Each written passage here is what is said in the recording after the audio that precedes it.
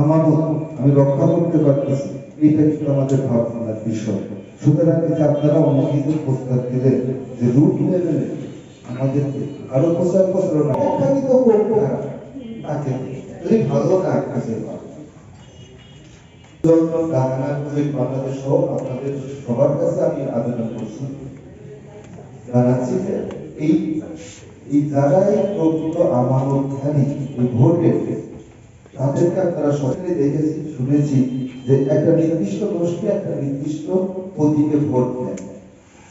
আমি একটু খোলাখুলাই বলি, অনেকেই মনে করে যে আমি নদী বিগত এলাকায় আমার সবসময় নৌকা ব্যবহার করে বেশি, আমি নৌকায় ভোট। আমার তো ধান খেয়ে আমরা বড় হয়ে ধানের ধানের মধ্যে এখনো কিন্তু এটা প্রচলিত আছে।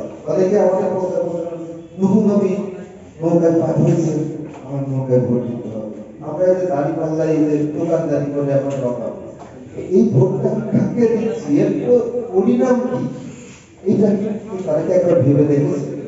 এখানে আমানতের খেয়ানত হচ্ছে।